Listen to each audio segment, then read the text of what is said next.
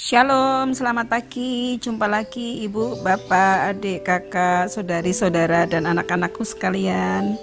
Kita ketemu lagi di renungan satu hati, sapaan Tuhan tiap pagi.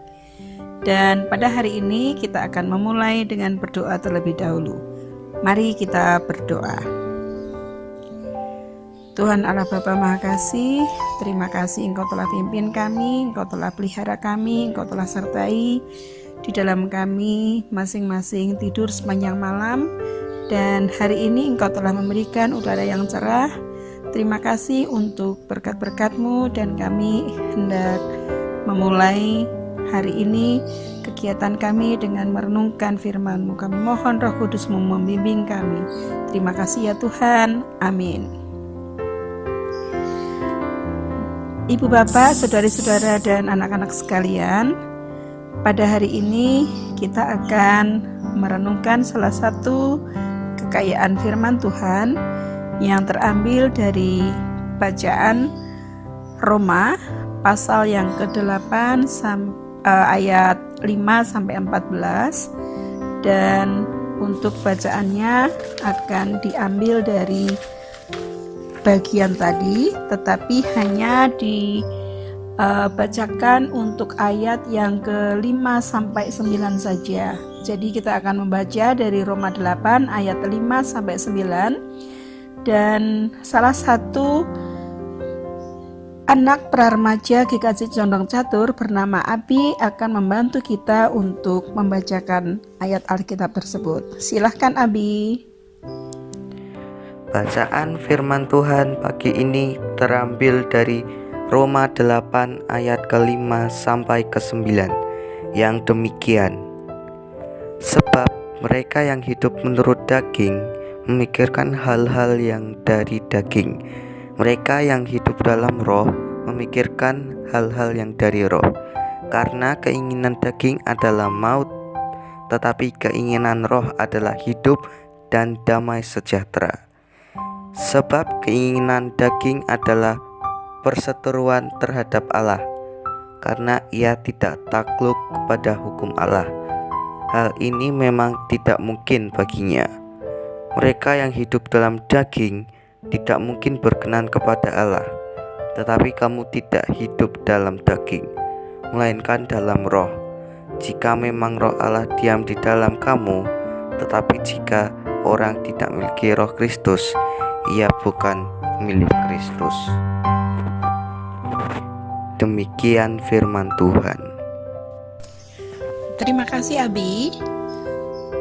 Ibu bapak, saudari-saudara dan anak-anak sekalian, pada masa penjajahan, tokoh bangsa mengeluarkan kemerdekaan.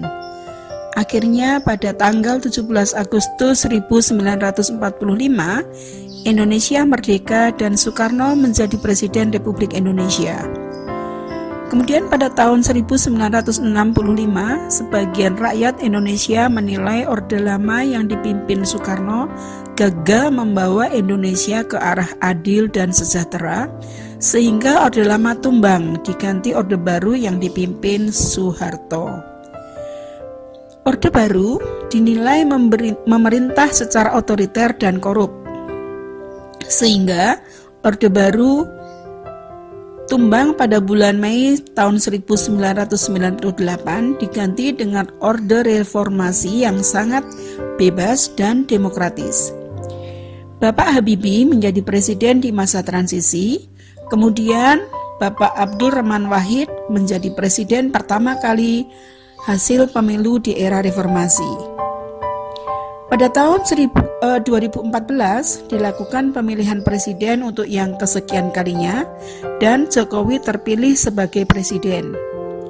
Di era pemerintahan Jokowi dilakukan perubahan mendasar, yaitu rakyat diajak mandiri, sehingga berbagai subsidi ditiadakan, kemudian dananya digunakan untuk pembangunan infrastruktur, bantuan pendidikan, kesehatan, dan lain sebagainya. Ketika tahun 2019 dilakukan pemilihan presiden, saat kampanye berlangsung, sebagian rakyat mulai membanding-bandingkan makna kebebasan dari zaman ke zaman. Bahkan ada slogan kampanye yang berbunyi enak urip ning jamanku to, yang artinya lebih enak hidup di zaman saya kan? Maka pada akhirnya makna kebebasan dinilai dengan tolok ukur kenikmatan. Dalam hidup kita sehari-hari, kita juga sering membuat perbandingan. Bukan hidup kita dulu seperti apa dan sekarang seperti apa, atau perbandingan dari zaman ke zaman seperti halnya perkembangan Indonesia tadi. Akan tetapi perbandingan yang kita lakukan adalah hidup kita sekarang ini dan hidupnya si A, si B, si C, si D, dan lain sebagainya. Dan kita akan kemudian terpancing untuk melihat kenikmatan hidup si A, si B, si C, dan seterusnya, dan lupa akan kenikmatan kita sendiri. Pola pikir seperti itu akan lebih mudah juga untuk kita terpancing menghitung ketidaknikmatan kita dan lupa akan ketidaknikmatan orang lain.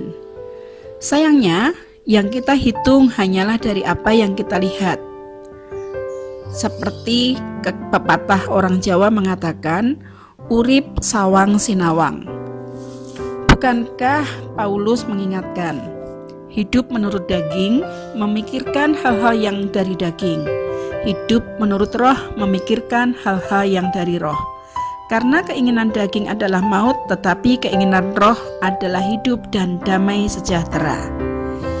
Marilah Bapak, Ibu, saudari-saudara, dan anak-anakku, mulai hari ini kita lihat kenikmatan yang sudah Tuhan curahkan sepanjang hidup kita, dan kita hitung-hitung berkat-berkatnya sampai kita lupa bagaimana cara mengeluh, agar damai, sukacita, dan sejahtera jugalah yang senantiasa kita rasakan hari lepas hari. Tuhan Yesus memberkati kita, dan kita akan tutup renungan kita pada pagi hari ini di dalam doa.